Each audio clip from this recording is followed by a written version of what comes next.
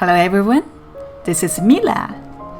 Today I'm reading chapter 16, Physicians' Bias Against Nutritional Supplements. As I reflect back on my first years of medical practice, I clearly remember my own bias against nutritional supplements.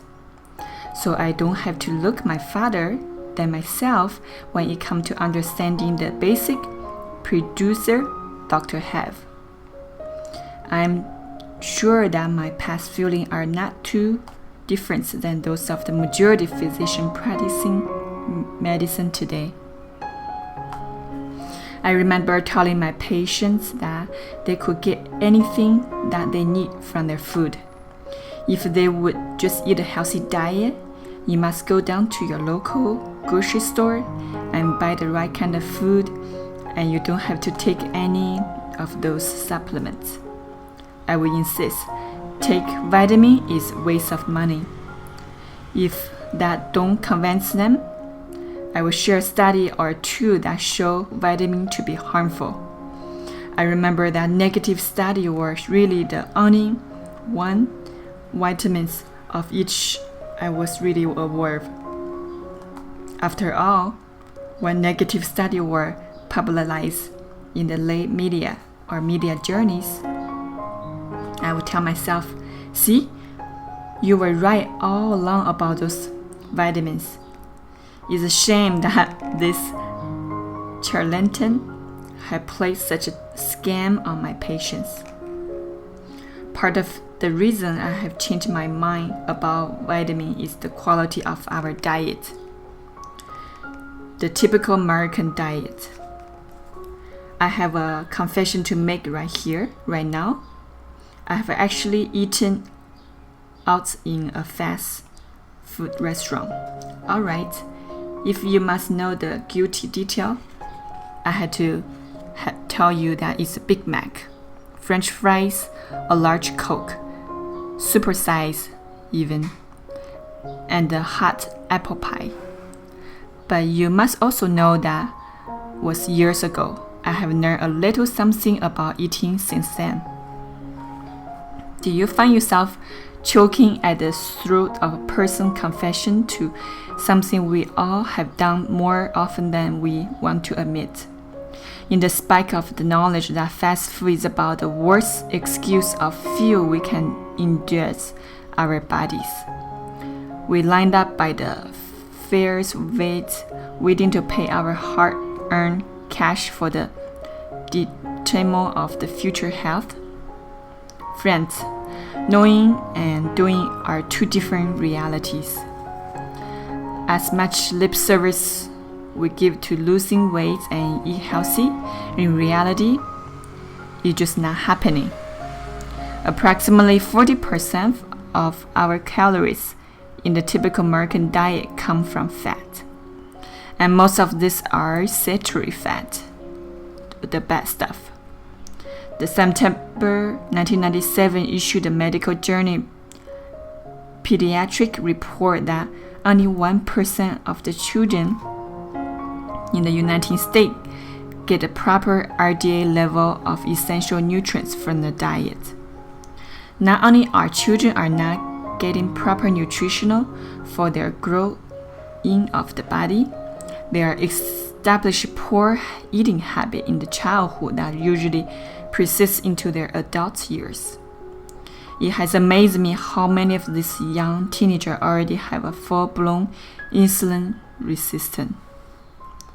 The second National Health and Nutritional Survey evaluated 12,000 American adults and their eating habits. Here are some of their findings. 17% of the population did not eat any vegetables. Including potatoes and salad, 50% of the population did not eat any vegetables. In other words, half of the population eats garden vegetables. Only 41% consuming any fruits or fruit juice. Only 10% of population met the USDA guideline of eating a minimum of 5 servings of fruits and vegetables a day. Among African Americans, only 5% eat recommended amount. Even though physicians, registered dietitians are recommend that we consume multiple servings of vegetables and fruits daily, our society is falling woefully short. This study shows that if we exclude French fries and baked potato, more than half of the population is not only eating any vegetables.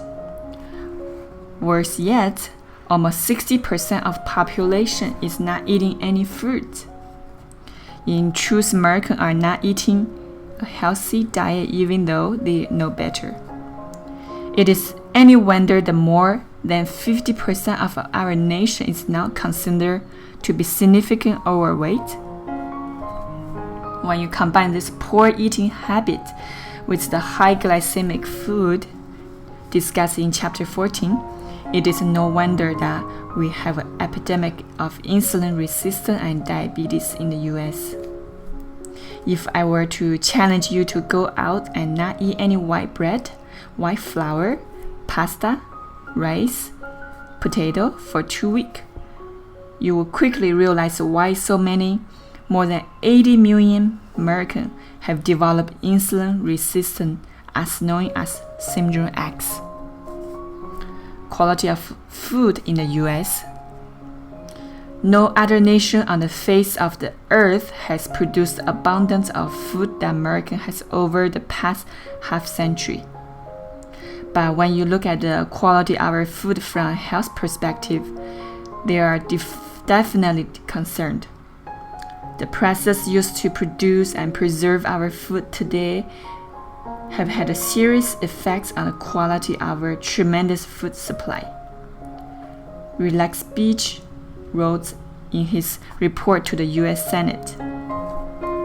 Do you know that most of us today are suffering from certain dangerous diet deficiency, which cannot be remedied until the depleted soil from which our foods come are brought into proper mineral balance?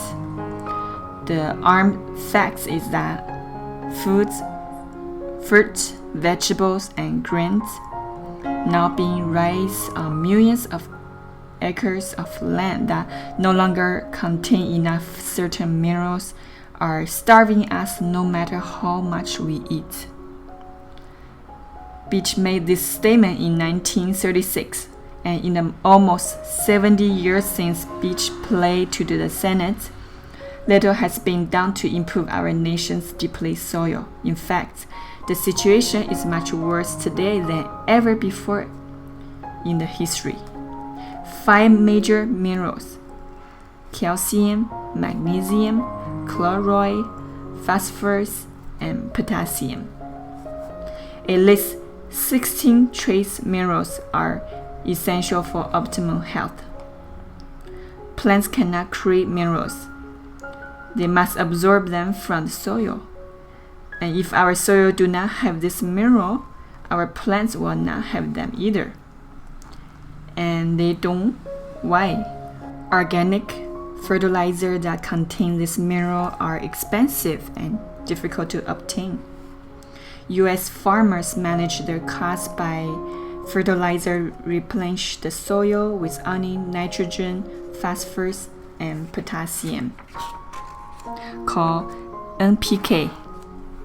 With this NPK fertilizer, farmers are able to grow good-looking granites and produce. So the crop meaning depletes in our all other necessary minerals.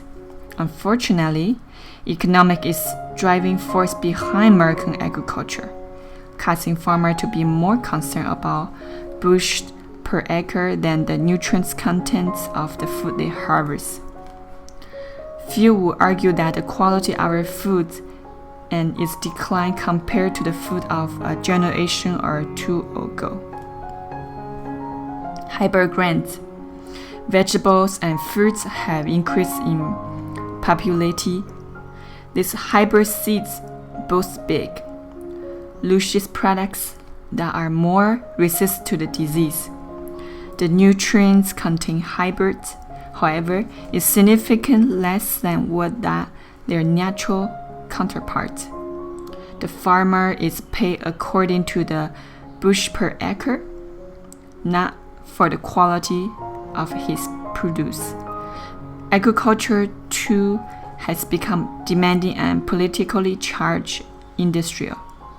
In spite of our need of nutrition, the bottom line for farmer is making a living. Hybrid produce make it possible. Our food industry, due to special transportation and storage technique, has been able to make a wide variety of fruits and vegetables available nationwide throughout the year. The variety is good, but these are made available at sacrifice. Green harvest means picking fruits and vegetables before they are matured. Shipping food over long distance requires cold storage and other preservation methods, which allow for depletion of vital nutrients. Our food is also highly processed. For example, the refined process of our flour to create white bread remove more than 23 essential nutrients, magnesium being one of the most important. Our food industry then put about 8 of these nutrients back into our bread and call it enrich. Do you know? In the process of making white flour, our removing the germ from the outer portion of grain costs us more than 80% of flour's magnesium.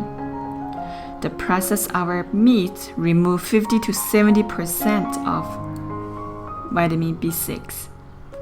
Cold storage remove up to 50% tangerine of vitamin C. Asparagus storage for just 1 week can lose 90% of vitamin C. In fact, that our food is significant deficiency in vital nutrients. Even at the time we purchase them, however, the best we prepare our food is perhaps even more critical. Overlook delay in preparing fresh foods. Freezing food are some of the reasons our food lose nutritional value. For example, fresh salad and cut vegetable and fruit lose more than 40 to 50% of their value if they sit for more than 3 hours. Vitamin C, vulnerable to be both heat and cold. Prolonged storage deplete it. The preparation of food significantly decreases folic acid. Freezing meat can destroy more than 50% of vitamin B. We begin with depleted nutrients in our soil, which NPK fertilizer made worse. Then came to the hybrid granites that produce nutrient-depleted foods. Modern processing food storage causes further depletion of quality our food. We then take this food home and continue to create further depletion because of the storage and preparation. These are all good, solid arguments as to why we should be supplementing our diets with a high-quality nutritional supplement. You must understand, however, that these are not the primary reasons I recommend the use of nutritional supplementation. So this condition has proven to the detrimental to our American health. Our understanding of nutrition has been equally, if not more, harmful. We must rethink the meaning of RDA recommend daily allowances. Optimal levels versus RDA level. First, you must understand how recommend daily allowances were developed in the first place. The RDA started in the earlier 1920 to 1930 minimal requirement of 10 essential nutrients that could help us avoid acute deficient disease. This disease like severe deficiency of vitamin C, rickets or deficiency of vitamin D, pellagra, deficiency of niacin, In other words, if you consume the RDA for vitamin C, D, niacin, you would not develop any of this illness. Admittedly, the recommended daily allowances have done their job. In the 3 decades of clinical practice, I have never seen one of this disease. They still occur, but they are rarely. In fact, the Centre for Disease Control does not even track this disease anymore. The list of nutrients included in the RDAs grew over the next 2 decades. In the earlier 1950s, the definition of RDA explained to include the amounts of nutrients needed for normal growth and development. Despite the fact that RDA had proven useful, most physicians and lay people tend to assume more meaning to the RDA standard than they should. This is due to the part of the U.S. government require that all food and supplement label give their percentage according to the RDAs.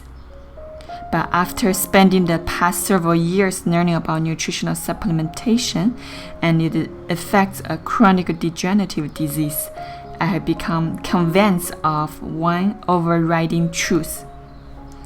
RDA have absolutely nothing to do with chronic degenerative disease. I believe this one simple truth is the cause of more confusion about the health benefit of nutritional supplementation than any other effects. Physicians are trained to believe that the RDA are the level of nutrients are needed by the body for the optimal health. The false assumption is the main reason. I believe physicians, registered dietitians, nutritionists, and the healthcare community in general show such resistance to the nutritional supplementation. As you search the medical literature about oxidative stress and the amounts of nutrients needed to prevent it, the level of nutritional supplement is significantly greater than RDA levels. A good example of this vitamin E. The recommended daily allowances of vitamin E is 10 IU. In some scheduled as high as 30 IU. The average American diet consumes 8 to 10 IU. According to the medical literature, you do not begin to see any health benefits until you ingest 100 IU of the vitamin E in supplementation. This health benefit seems to improve all the way up to 400 IU, even higher. Most physicians who understand supplementation will agree that one must consume at least 400 IU of vitamin E daily. The RDA for vitamin C is 60 mg. Even through discussion over the past few years suggests this needed to be increased to 200 mg daily. The medical literature, on the other hand, indicate our body needs at least 1,000 of milligram vitamin C before health benefit result. These health benefits improve even more as we reach 2,000 milligram. I could go through all the major nutrients and list the optimal level showing to provide health benefit in the medical literatures. In each case, there is no relationship to the RDAs. Again, recommended daily allowance have nothing to do with chronic degenerative disease. To get an idea of how much food we need to consume in order to achieve this optimal level of nutrients, see Table 1. Amount of food needed to achieve this optimal level of nutrients. Vitamin E, 450 IU. You needed to eat 33 head of spinach, 27 pounds of butter, 80 medium avocados, 80 mangoes, 2 pounds of sunflower seeds, 23 cups of the wheat grain, and 1.5 quarter of corn oil. To get enough vitamin D, 600 IU, you need to consume 22 large egg yolks, 6 cups of forfeit milk, 30 tablespoons of marinade, 15 ounces of shrimp. Vitamin C, 1,300 milligrams. You need to consume 17 medium kiwi fruits, 60 medium orange, 160 medium apples, including the skin, 1.5 cup of fresh orange juice, 16 cup of raw chopped broccoli, folate 1 milligram, 3.8 cup of cooked asparagus, 4 cup of black beans, 20 medium orange, 10 cup of Brussels sprouts, 3.8 cup cooked spinach, vitamin B6, 27 milligram, 41 medium bananas, 38 medium baked potatoes with skin, 77 cup of lentils, 15 pounds of chicken breast, 18 cup of wheat grain. Riboflavin, 27 milligram, 22 ounces of beef liver, 16 cup of low-fat yogurt, 9 dozen eggs, 3.25 gallons of low-fat milk, 64 cup of cooked spinach, thiamine, 27 milligram, 135 cup of brown rice, 2 pounds of ham, 3 pounds of sunflower seeds, 64 cup of green beans, and 12 cup of wheat germ. There is a simple known way to achieve this optimal level of nutrients through food. If you desire to decrease your risk of developing a chronic degenerative disease, you must supplement your diet. You may be having a sign of relief thinking, "Oh good, I'm covered because I'm taking multivitamin." Don't relax just yet. Take a daily multivitamin cannot protect you from degenerative disease either. Multivitamins are primarily based on RDAs. It is rare to see any reference in the medical literature to health benefit in patients who are simply taking multivitamins. You must take significant amounts of high-quality antioxidant mineral if you have any desire to prevent or slow down the chronic degenerative disease described in the book. The obviously next question should be, is it safe to take these supplements at this optimal levels? As a physician who was not always convinced that taking supplement was a good idea, I will frequently discuss such danger with my patients. I'm sure your physician can quote a few studies that shows harm in taking supplements. Are there dangers? Sure there are.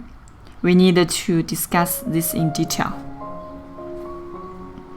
Dangers versus safety of nutritional supplements. Throughout this book, I have related medical evidence that demonstrate the effectiveness of nutritional supplement in preventing and slowing the progression of degenerative disease. For those supplements to be effective for this purpose, we must take them over a lifetime. We want to use them at a much higher level than the RDAs. We are already an unhealthy population, so it's critical these nutrients can be virtually free of any toxin effects and safe for those used in strong doses. Antioxidants are certainly safe when taken correctly. Nutritional supplements are simply nutrients we get from our foods. Not only a higher level than is possible for regular eating, on the other hand, pharmaceutical drugs may possess some clinical benefit in preventing some chronic disease, but they inherently create a risk to the patient. Every time physicians prescribe a medication, especially if it is for the treatment of chronic illness. He explained the potential danger for the use of the drug. The medication we prescribe, said Dr. Bruce Perlmutter in the April 15, 1998 Journal of the American Medical Association, cause over 100,000 deaths a year. He also stated that another 2.1 million patients have serious complications because of medication. Nutrients carry no such dangers. In my next book, titled Death by Prescription, to be released by Thomas Nelson, Inc. in 2003, I explained the inherent danger of all medication and the pitfall in the determining potential side effect of medication. There, you will find a very practically understandable guideline for avoiding suffering and possible deaths from adverse drug reaction. Since properly prescribed and administered medication is the fourth leading cause death of U.S., it is physicians and healthcare providers begin to face this major health crisis. Medical professions speak out and fight to decrease the risk of heart disease, stroke, and cancer. But why don't we talk about helping our patients decrease their risk suffering or dying from the medication we prescribe? While our profession essentially ignores the significant cause of death, I find it is terrible ironic that physicians continue to discourage their patients to taking supplements on the premise that supplementation could be dangerous to their health. Only a handful of deaths have been reported in the last several years related to the supplement, and that have been cases in which individuals have taken many times the amounts recommended in the book of particular nutrients such as niacin. Other reports involve accidentally overdose of supplements in the children. Nonetheless, we must be aware of the fact that nutritional supplements can be toxic if it is in a high amount. Let's take a look at the main toxic effect of individual nutrients. Vitamin A. All of nutritional supplements, straight vitamin A cause the most concern. Vitamin toxicities can occur in adults who take in excess of 50,000 IU per day for a prolonged period of time. A lower dose may also create toxic if the patient has liver disease. Signs of vitamin A toxic include dry skin, brittle nails, hair loss, gingivitis, nauseous, fatigue, and irritability. Accidentally ingestion of single large dose of vitamin A by children 100,000 to 300,000 IU can cause acute toxic. This may present a headache, vomiting, stupor because of the increase in intracranial pressure. A study report in the January 2, 2002 issued by the Journal of American Medical Association indicate that vitamin A can be harmful for normal bone function, leading to an increase in hip fractures. Women must avoid vitamin A supplementation during pregnancy. Dosage as low as 5,000 to 10,000 IU believed to cause birth defect. I never recommend taking straight vitamin A in supplements. We can meet the needs for vitamin A within the body by simply taking beta-carotene and the mixed carotenoid. They are very safe, and the body is able to turn beta-carotene into vitamin A, as the need arises without any risk of toxicities.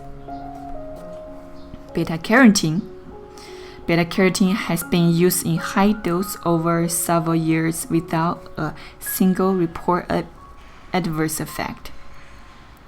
Some individuals develop a yellowing of the skin called carotenoidermia, but this is total binge and reversed completely once the beta-carotene is reduced or discontinued.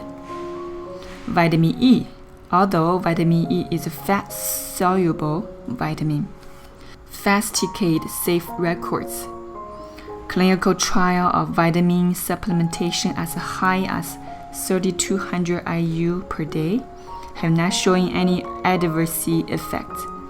In additional studies have shown that vitamin E inhibit platelets aggregation and decrease the risk of blood clot in much the same way aspirin does. The property of vitamin E is actually a benefit in reducing heart disease.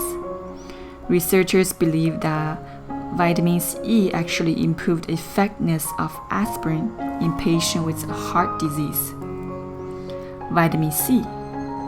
Vitamin C is safe even at a high dose, although some people may experience abdominal bloating, gas, or diarrhea. At one point, there was concern that vitamin C supplementation might increase the risk of kidney stone.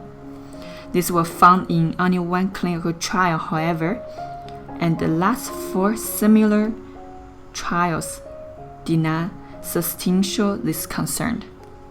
Vitamin D. Vitamin D has great potential to cause toxicities. Dosage greater than 1,500 IU do not recommend it. In most cases, I do not recommend supplementing with vitamin D in dosage greater than 800 IU per day.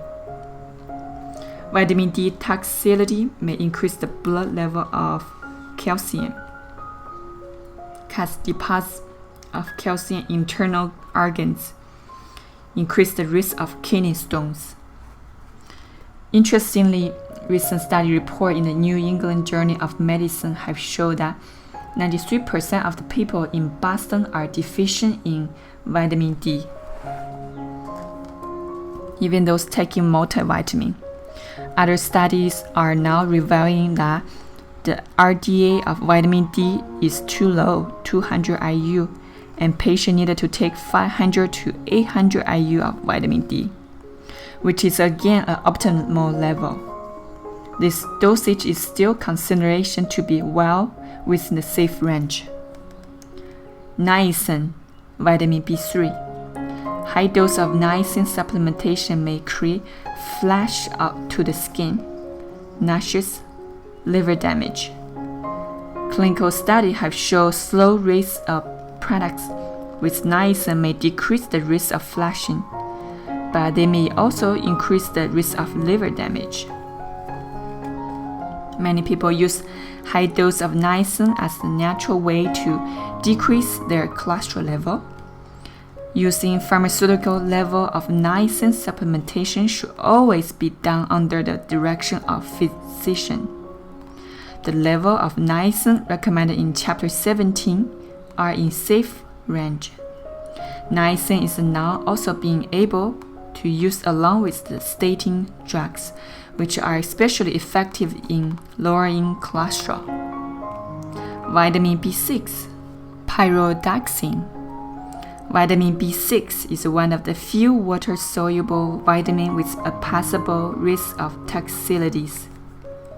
Dose greater than 200 mg can cause symptoms of nerve toxicities, but people using dose between 50 to 100 mg does not report any cause of toxicities. Definitely be harmed when using higher dose of vitamin B6. Folic acid. Folic acid supplementation may mask an underlying B12 deficiency. Therefore, people should always take vitamin B12 supplements in tandem with folic acid.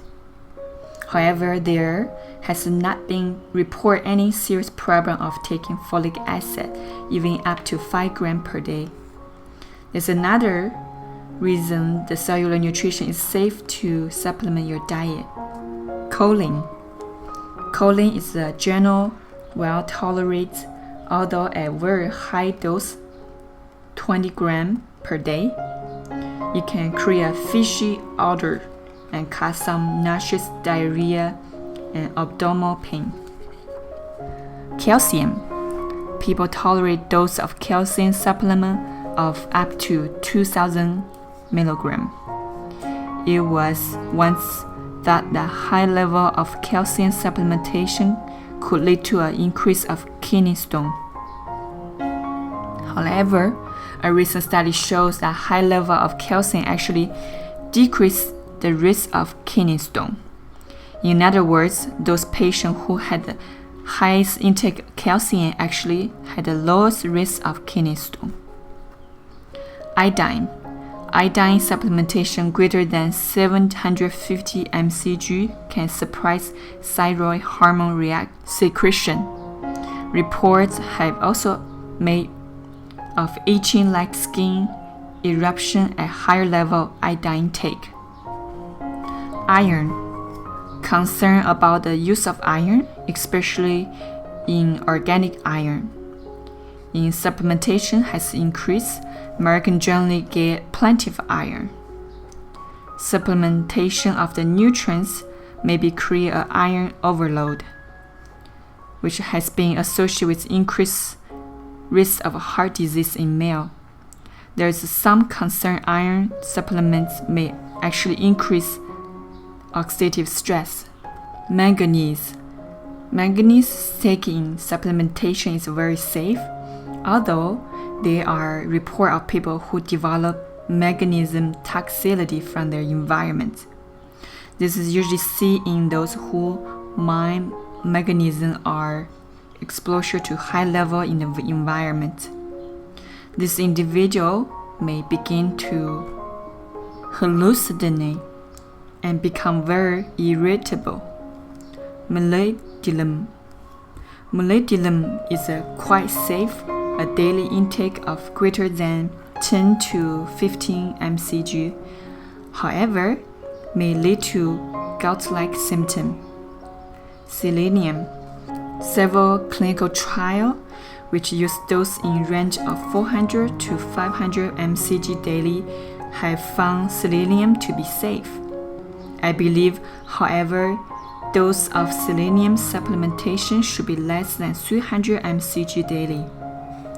Symptoms of selenium toxicity include depression, irritability, nauseous, vomiting, and hair loss.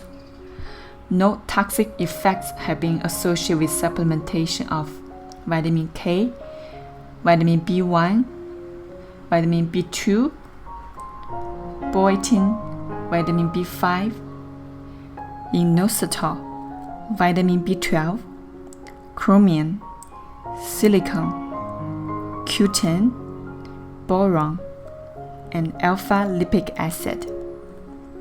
A physician's defense. I'm certain my medical training was not much different from that was the overwhelming majority of physicians practicing medical today. I essentially received no formal medical training in nutrition. It was not a required class at my medical school. This is not shocking since, as I mentioned in Chapter 1, a course in nutrition is still required in only a few of medical schools around the country. Elective courses in nutrition are often in about 50% of medical school. However, as I mentioned in the introduction, recent studies have shown that only about 6% of the graduating medical students have received any training in nutrition. I will boldly state that even those students who receive a course in nutrition did not study much about nutritional supplementation. This is not the focus of our medical training. Physicians learn about the diagnosis and treatment of disease. It wasn't until I spent the last 7 years devoting the medical literature on this subject that my opinion changed. For the first 23 years of my practice, I was a typical physician in regarding to my knowledge and opinions about nutritional supplements. My opinion about vitamin were strong and filled with emotion. And my patient truly believed me because maybe that was because I was an MD. And we are supposed to know everything about health. We don't. Physicians base their use of medication in terms of nutritional supplements on reliable clinical trial reporting in the medical literature. And not every student involved in nutritional supplement has shown significant benefit. In some cases, they've actually shown potential harm. But the public media and medical literature published these negative studies. As I described in the introduction of this chapter, one was not a fan of nutritional supplementation. I know about this negative study and quote them frequently to my patients. At that time, one negative study seems to negate hundreds of good quality studies that show supplements health benefits. Because my individual who read the medical literature will encounter several of these studies. I feel it is important to address a few of the most popularized ones. The case against nutritional supplements. The Finnish study. This study based in Finland is probably one of the most quoted when it comes to nutritional supplementation. Nearly 30,000 heavy smokers participate in this. They were divided into 4 equal groups. Group 1 did not receive anything. Group 2 received D-alpha tocopherol, synthetic vitamin E. Group C received synthetic beta-carotene. Group 4 received both D-alpha tocopherol and beta-carotene. Research followed this subject over a period of 5 to 8 years. Most of these smokers did not quit smoking during the trial. The study showed no reduction in the incidence of lung cancer in any of this group receiving the supplement. But even more of a concern was the fact that those individuals who were taking the beta-carotene supplementation actually show an increase in the incidence of lung cancer. This came as a shock to the investigators because several earlier studies had shown a reduced risk in those patients who had high level of vitamin E and beta-carotene in their diet or bloodstream. The CARET study. This study involved 18,000 smokers and asbestos workers who live in Washington state. This patient received 15 milligrams of beta-carotene and 25,000 IU of straight vitamin A. Researchers monitored this patient over 4 years span, and again no decrease the risk of cancer occurred in the patient who were taking the supplement. Again, there was actually an increase in the incidence of lung cancer in the group that was taking beta-carotene and vitamin A. The Physicians' Health Study. This study followed more than 22,000 U.S. healthy male physicians who took their either 50 milligrams of beta-carotene or a placebo every other day for 12 years. The supplementation showed no benefit or negative effect when it came to lung cancer or heart disease. My response are the findings of this study. At the first glance, they seem disappointing. But let's take a closer look. All this study clearly show that if you are a smoker or are at high risk of developing lung cancer, you should not take beta-carotene alone. I often look for principles that become evidence in the medical literature. Here's a perfect example. You should not take a single nutrient at very high level, especially if you are a smoker. Beta-carotene and other antioxidants have the potential to become pro-oxidants in this situation. A pro-oxidant is a nutrient that can actually increase the number of free radicals you produce. Rather than discouraging supplements as altogether, this study indicates that using beta-carotene alone or with just vitamin E with smoker is not wise. Also, the fact that the Finnish study used DL-alpha tocopherol, synthetic vitamin E, concerned me. Other studies have shown this synthetic vitamin E to cause problems rather than reduce them. Instead, most studies report in the medical literature use D-alpha tocopherol, which is a natural vitamin E. I have already shared my concern that most studies are done with just 1 or 2 antioxidants, with researchers look for the magic bullet. But an understanding of oxidative stress, how it can damage the body, forces us to realize that a 1 or 2 nutrients approach is like trying to bring down a locomotive with a rifle. We must also consider the knowing fact that the lung cancer takes 20 to 30 years to develop. So, in reality, the Finnish study was designed to fail from the beginning. These patients were heavy smokers who were placing their body under tremendous oxidative stress. This patient and all of those in the study site need cellular nutrition, supplementation of completely and balanced antioxidant and mineral at the optimal level, not a magical bullet. A more recent study.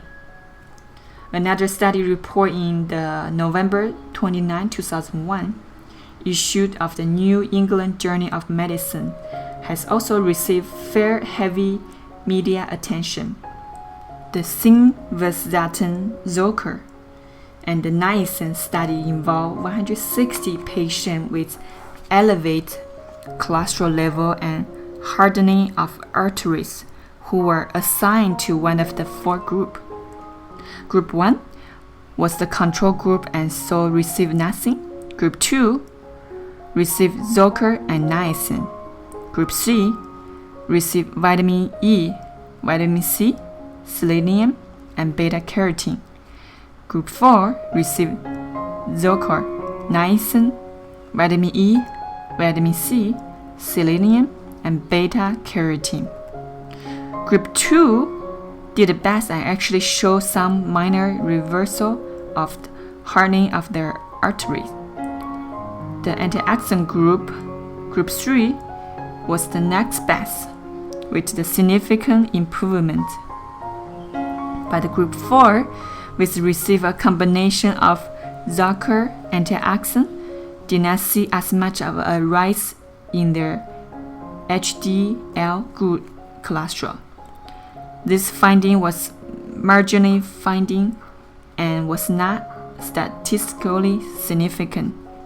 Yet, the negative press that has come from this marginal finding that lead the overwhelming majority of doctors to quickly claim that taking vitamin E with their prescription cholesterol lowering drugs block the benefits effects of their drugs. Physicians tend to ignore the hundreds of studies that show significant health benefit of nutritional supplements, not only with the heart disease but with all the chronic degenerative disease. As you have learned throughout this book, heart disease is not a disease of cholesterol, but rather than an inflammation of the arteries. The same study also shows that LDL cholesterol shows a 35% increase in resistance to oxidation in the antioxidant group than in the group taking the statin drugs. The media did not pick up this finding, nor did they announce it to the whole world. They also did not tell you that patients who are taking statin drugs significantly decrease the Q10 level of the body. Many researchers feel the underlying reason why some of the patients who are taking statin drugs develop muscle pain and even muscle distraction is because this very low Q10 level in the muscle. Physicians will usually base their decision about the health benefit of nutritional supplement on the studies such as this. However, they totally ignore the hundreds of studies that show health benefit with the use of nutritional supplements. I hope and pray that independent thinking physicians will take a look at the study I have detailed in this book. I encourage physicians to be open-minded, skeptical, and examine the benefits they can offer their patients through nutritional supplements. Rather than relying on RDAs or try to attack oxidative stress with one vitamin at a time, we must learn how cellular nutrition is the best approach to handling underlying problem of oxidative stress. Most importantly, we needed to keep in mind the overall concept of oxidative stress and understanding the health benefit patients can realize by building up their body's natural antioxidant defense system. The result is nothing less than live, change forever for better. Thank you so much for listening. Next chapter, I will be reading the last chapter. 17. Cellular nutrition, putting it all together. I will see you then.